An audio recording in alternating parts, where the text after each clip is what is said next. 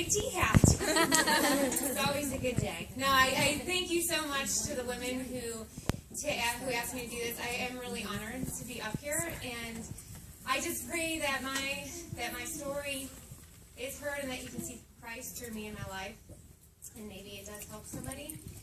And if you were to ask my husband today, he would probably tell you, actually I know he would, that we have our 8-month-old son, Louie, just so that I could be in Momtourage.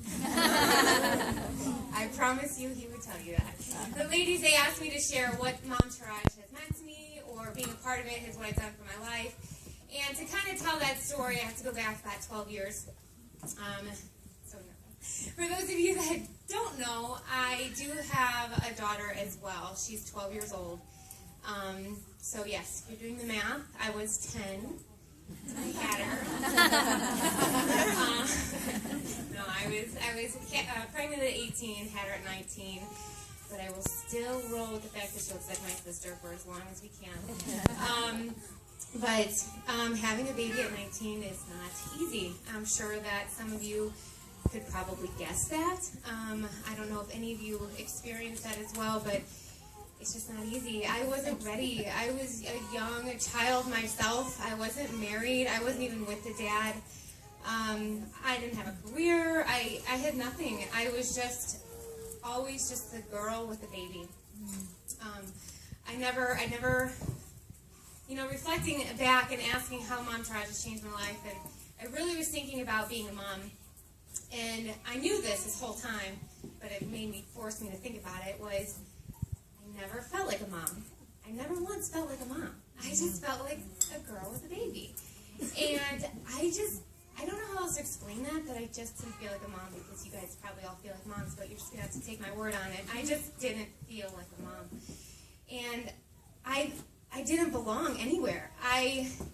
Most people that had kids, they were, 10, 15, 20 years older than me. Not that that's a bad thing, but when I'm 19, 20 years old, they don't want me around, especially young, single, blonde. They don't want me around, okay? And so I didn't fit in with the moms and the families, and then I had my friends who didn't have babies. I was the only one that had one. I didn't know who I was or where to fit in or who to belong with, I was trying to figure out myself. And to kind of tell you a bit about my walk with Christ, I did accept Him in my heart when I was 10 years old. I was a little girl, and I loved Him. I went on mission trips. I served a lot in my church. Everything was my church. My best friends were there. I lived there day and night with my dad and my sisters until I was about 16. And I slowly faded away. And by the time I was a senior in high school, I was into drugs and sex and everything else that had anything to do with having a relationship with Christ. Then after I graduated high school, I did get pregnant and had her at 19, and my destruction did not stop there. Though I believe that God gave me Taylor so that I would stop doing in my body what I was doing, my choices did not go back to Him. From there, I craved this family life so bad. I wanted that husband and family, and with my daughter, I looked at my sister and my brother-in-law, who are, he's a pastor, they're very godly people, and I thought, I will never have that. I didn't deserve it. I had made so many wrong choices, and I looked at them, and I'm like, I'm just never going to have this, but I wanted it so bad. I wanted it so bad that I chased it into places that were so unhealthy for me. I got myself into really bad relationships. I was verbally, mentally, physically abused for years. And I was just lost and broken, and this little girl still was just a baby. And still not fitting in or belonging anywhere. Even when Taylor started school, I thought, join PTA. I'm going to go, go to the breakfast things that they do. And I went to one breakfast and mom thing, and man, I was so uncomfortable. I did not relate to these women at all. I did not. They were all so much older than me, and had nothing in common. And again, it's not like I was a mature, wise, decision-making young lady like some people are when they have, kids at young ages. But so here I am, lost, chasing in horrible relationships with this child with no career, nothing. And fast forward probably till Taylor's about 6 or 7, about 5.5 years ago now. And one day I just got this courage out of nowhere, which now I know where it came from. But then I decided that I was going to leave this man that I was with for 5 years. And I just decided to leave. And I left with no money, no job, no place to live. All of our stuff was in storage because he had bought a house. We were moving in with him in 3 weeks. And I just said, I'm done, I'm leaving. And for the first time in a very long time since I was a little girl, I had nothing left, and I ran my butt to church. I literally ran there with tears down my face, and I would just go to church service, and I would sit there, and I would get the ball in my throat, but I'd run to my car and cry because nobody could ever see me cry. And I started counseling there, and it was amazing. And then one day, I read the church pamphlet, and it said, single moms group starting blah, blah, blah. And I was like, oh my gosh, I belong somewhere. That's where I belong. I'm still going. There's going to be moms that are single like me, and I fit in. And I will never forget that first night I went and I sat there, and I didn't make eye contact with one person. I sat there with my head down for 2 hours, and I just cried. And I cried, and I cried. It was so crazy because I was broken, but it's like I was okay. But I was so lost, but it was like I was found at the same time. And women were just dropping their names and numbers next to me, and just saying they're praying for me. And I will never forget that feeling. And my God moment, that miracle moment that made me just never turn back, was a couple months later. I'm sitting in this house that I live in with Taylor, and I'm on the kitchen floor. It's about Christmas time, and I'm just crying because I have bills to pay. I can't buy a gift. I have no money, not a dollar. And I get this phone call, and I'm literally sitting on my kitchen floor crying, like, what am I going to do? And this lady from church, hi, this is so-and-so from church, and just calling to verify your address because there's a few here, and just need to know where to send your check. And I'm like, my check? My check for what? She's like, oh, well, you're in the Single Moms group, right? Yeah. Okay, well, someone made an anonymous donation to the Single Moms group, and they divvy it up amongst all the ladies there, and you getting a check.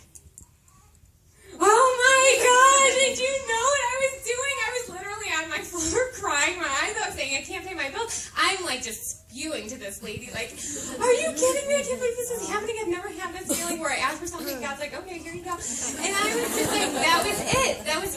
I was his and he was mine from that moment on. I never looked back. And 2 months later, I met her, ran into my husband. We went to high school together, so it was 10 years later now, and we ran into each other, and he's a non-Christian. My counselor's like, be careful, but this guy, he wants to go to church. I'm like, okay, come along with me, and let me tell you what, God grabbed a hold of his heart, and if it wasn't for that man loving Jesus and growing in him, I could have so easily drifted right back off with him into the life that he was currently living at the time, but God grabbed him, and he kept us grounded and centered together, and he is such an amazing, godly man now, and I'm so thankful for that relationship that they had.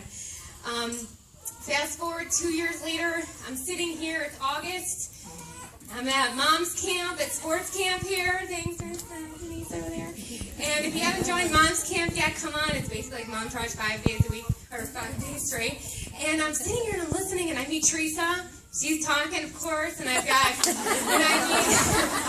and Michelle's over there. I know Michelle from high school, and I think Danielle, I don't know where she is, but they're talking about this mom trash thing, and I feel like a girl, like, with the double dutch, trying to, like, what are they talking about?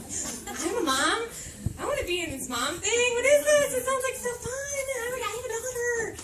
And they're like, oh, it's only for preschool and like, my life. Okay, that's fine. I said, actually, getting married in 3 weeks. Sean remembers this conversation. And I'm like, maybe by next September, we'll have a baby. My son was born August 22nd. 2 days before our 1-year anniversary and a month before this group started. So, needless to say, here I am.